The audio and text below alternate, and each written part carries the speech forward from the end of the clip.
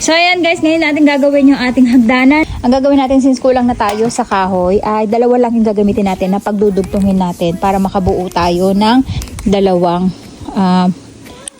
yung paligid, yung gilid ng ating hagdanan, and then 3 baitang lang.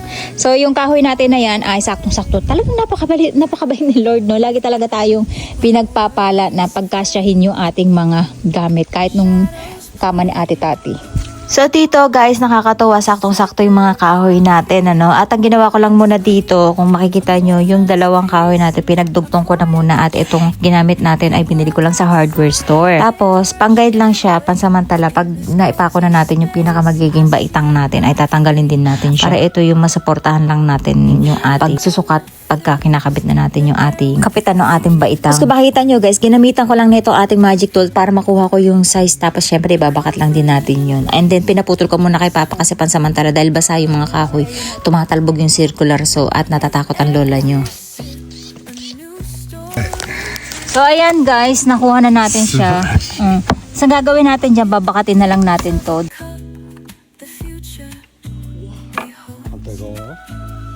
So ayan guys, ganyan natin siyang nakuha. At saktong-sakto lang siya. And then pwede na natin siya itornilyo doon. And then saka na natin iisipin yung pagkakapitan niya sa ibabaw. So ayan guys, nakabit na natin yung una nating panghagdanan. Ang problema lang, tingnan nyo, bitin siya dito, diba? Pero anyway, ang importante dyan, nakakapit siya dito sa ilalim. Tapos sayang. Seka kung perfect natin siyang pinutol, bumagsak. Si Papa kasi nagmamadali. Ayan, hindi tuloy natin siya na flat. Ang ganda sanang tingnan. Masakit pa naman sa dibdib ko kapag kagayang ganyan. Seka kung alam niyo yung perfect ko siyang naputol, tapos nung tinurnilyo hindi perfect. Oo, nakaka-stress yung ganun guys. Para hindi natin to madiinan, kailangan ay malagyan natin siya ng support dun sa pinaka ilalim niya, no? So yun yung problemahin ng lola nyo. And then gagawin natin dyan ay yung pinaka step na natin. And then, hindi ko alam guys kung anong gagamitin kong kahoy. Ito kasi medyo malambot at medyo makitid yung pagpapatungan natin. Pero malambot siya, madali siyang putulin kahit wala si Papa sana. So, ganyan. Dapat ay makuha natin yung tamang taas niya. Pag ganyan. Ito, ikakat natin. Yan. So, dito tayo kukuha. Titingnan natin kung kaya natin kumuha ng 6 itong kahoy na to guys. So, for the meantime, ay babakatin natin to. Coffee's gentle sway, find solace and peace in every day.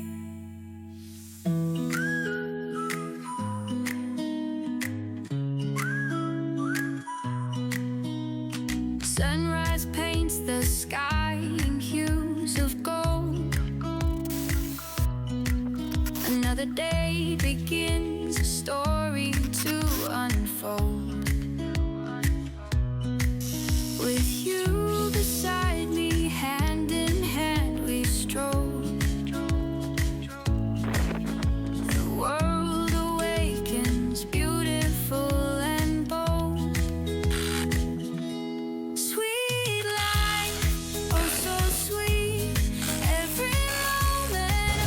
At eto na guys, yung wood deck natin na ginawa. Mayroon na siyang hagdanan. Yes. Kung makikita nyo dito guys sa hagdanan natin, sabi ko nung una ay kinakailangan natin 3 baitang. Since kinulang na tayo ng kahoy guys, at sakto lang din naman yung taas niya. Actually ito, inad ko na lang to. Kasi ano to, ihawan niya ni Papa ng kanyang pang siga ng kahoy. Pinapatungan ng ayun o, yung drum na yun. Pag magsisiga siya para hindi naka-direct dito at hindi masusunog yung ating mga dahon or carpet, no. Tapos, ang ginawa ko, nilagay ko na lang siya dito. Parang dagdag baitang lang din siya. Pero kahit wala siya guys, kasi parang naiilang pa nga ako kasi mababaw masyado. Kasi yung saktong taas niya ganito lang, oh. Tapos pag akyat mo, saktong taas lang ng baitang. Kaya kahit wala to actually, kaya lang, nakahambalang kasi dito. So nilagay ko na lang din siya pansamantala. At pinalaman ako siya ng mga pinagputulang kahoy sa ilalim para maging flat siya sa ibabaw.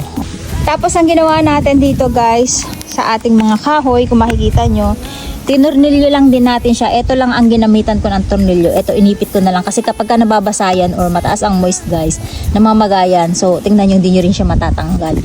Diba? Parang hindi sayang yung tornilyo. And then dito, ginawa namin dito, kinabit lang namin ni Papa using tornilyo. Sobrang haba na tornilyo nito. 65 yung haba ng tornilyo niya. Ganon din dito. So, sa paa natin at paa, inipit.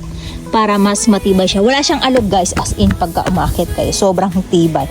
Tapos, di ba nasabi ko 3 baitang yung gagawin natin? Dahil maging mahitid lang siya, ginawa kong 3 para 2 baitang lang at sakto lang yung paa natin na malapad. And then pagdating dito guys, kinurnilyo ko na kasi pag tumapak tayo dito at hindi yan nakatornilyo, possible sumalpok sa mukha natin to at malaglag tayo, madisgrasya pa tayo. So kahapon, tinurnilyo ko na siya. Kung makikita nyo, ayan, lahat nakatornilyo na. Pati dito, kaya matibay na yan sa gitna. Sa kabilang side, hindi ko pa siya natornilyo kasi naubusan ako ng tornilyo. Magandang sa itong tornilyo na bili ko, hindi siya napuputol kahit na mahaba siya, ganyan siya kahaba. Dito, makikita nyo yan, sumasalpok. So, gumagalaw pa, kailangan itong itornilyo. Pero pag tumapak lang naman kayo dito sa dulong-dulo, since hindi naman tayo tatapak dyan, kahit hindi muna natin siya itornilyo kasi dito magiging pwesto ng bubuyog. Yan, una, pangalawa, pangatlo, hanggang 5. Kaya itong isang hilera na to. And then dito, another 5. Tapos ang ginawa natin, ayan, hanggang dulo, ito lang talaga tinapos natin. Tingnan nyo, saktong-sakto yung isang box natin mismo dito na natira na tornilyo. Talagang nasakto niya hanggang dulo. And then, kung bakit ko siya tinurnilyo, kasi baka mamaya may magkamaling umakyat at tumapak dito sa alanganin, biglang malaglag, madisgrasya pa, kaya ayan, sinurna ng lola nyo. Dito hindi napantay yung mga kahoy guys kasi yan yung mga tira na nakahoy. Ganon din dito sa dulot-dulo kasi hindi naman tayo tatapak dyan. Pero malaki pa yung space sana dyan, ayun o, kumahaan. Pwede pa tayo mag-extend hanggang dun sa likod, pwede pa tayong gumawa ng wood deck. Actually, bangin na to guys, itong area na to, ayun yung kapitbahay namin, malayo, di ba? Yan yung huli namin kapitbahay na. Tapos yung last namin kapitbahay nandun sa dulo din sa baba. Yung pinakamalapit ko talagang kapitbahay, yung nasa tabi ko, nasa likod ko. Pero bingi pa yun, kaya kahit mag-ingay ako, walang problema. So ayan guys, ganyan na yung kinalabasan ng ating wood deck at napakasarap mag-relax dito. Alam niyo kung bakit? Tingnan nyo naman. O diba? Sayang nga lang, itong mga punong nasa paligid natin ay walang bungang na ibibigay. Puro lilim lang at kalat. Nakita nyo yung mga dahon yan, naglalaglagan at yung mga sanga yan, ang lalaki pag nabasa. So dati nirequest namin na putulin yan. Hindi tayo pinagbigyan ng may-ari no, netong lupa na kasi hindi daw kanya yan. Hindi malaman kung sino yung may-ari. At ang mahal magpa-request magpaputol.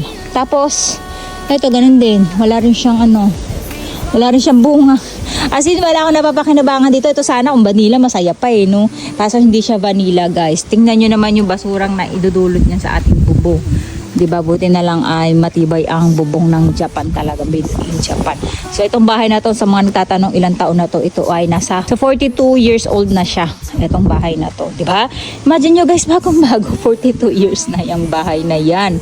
Pero still, standing, ang ganda ng mga kahoy sa Japan. Kaya itong kahoy na to, pambasaan din yan guys. Lalo na babad daw yan sa tubig alat, kaya mas matibay. Hindi siya pwedeng pansiga kasi daw ay masisira daw yung sigaan kung yung mamahaling pansiga na machine na katulad nun.